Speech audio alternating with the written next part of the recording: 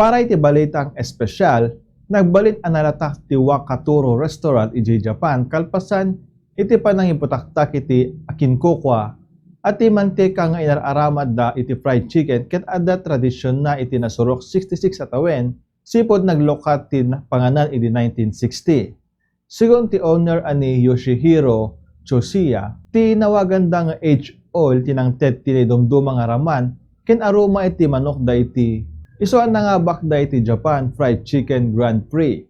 Gapo dayta kwinestyon ti publiko ti kinatarget iti panagarama ti nausar a mantika. Inlawlawag met ti restaurant saan da basta latan nga aramaten ti isumet a mantika, taynal daw nga sagaten da dalusan ken laokan ti baro a mantika. Ditan ti balitang espesyal ti Bombo ni San Dios, Shock ni Bombo Jonathan Cabildo, and this is Bombo Radio Philippines, the #1 and most trusted source of news and information. Basta radyo, Bombo!